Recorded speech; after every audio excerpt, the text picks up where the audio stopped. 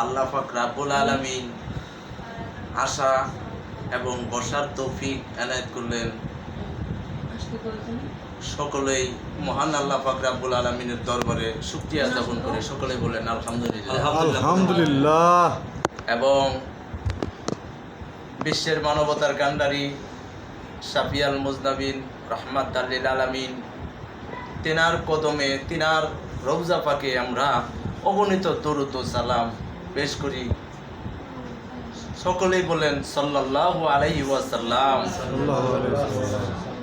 এবং কদম মসি জানাই হযরত আলী কাররামাল্লাহু রাহমাতুল্লাহ আলাইহা এবং খাতুনে জান্নাত মা ফাতেমাতুজ জোহরা রাদিয়াল্লাহু আনহুমা, সাইয়েদনা ইমাম হাসান, সাইয়েদনা ইমাম হুসাইন, তিনাদের কদমে কদম মসি জানাই বিশ্বের আনাচে কানাচে আল্লাহর মনোনীত বান্দা যারা ওলি গাউস কুতুব যারা যে জায়গায় দারুন বাগায় তাশরিফ নিয়েছেন, প্রত্যেকের কদমে আমার কদম মুসি এবং কদম মুসি জানাই আমার মহান মুর্শিদ, আমার আকা, আমার ছায়া, আমার আত্মারাজ্যের সম্রাট, যিনি আমার পথ প্রদর্শককারী, যিনি আমাকে ইহদিনা সিরাতাল মুস্তাকিম পর্যন্ত পৌঁছে দেওয়ার মতো জ্ঞান অর্জন দিয়েছেন। আমি আমার সেই মহান মুর্শিদের কদমে কদম মুসি জানালাম এবং আমার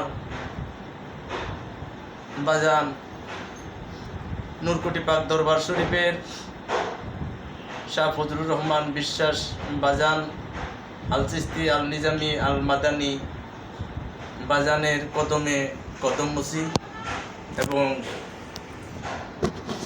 আজকে যে দরবারে নূর বিশ্বাস পাক দরবার শরীফে বসছেন, আমরা বসছি সকলেই আমার শ্রদ্ধাভাজন ব্যক্তি আলমগীর হোসেন জীবন ভাই, উনি কিন্তু নূর কুটি পাক দরবার শরীফের বাজানের মনোনীত খেলাফত প্রাপ্ত।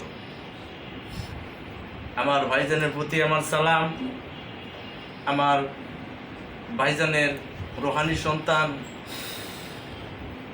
প্রত্যেকের প্রতি আমার সালাম, সকলেই আমার সালাম গ্রহণ করেন। আসসালামু আলাইকুম ওয়া রাহমাতুল্লাহি ওয়া বারাকাতুহু।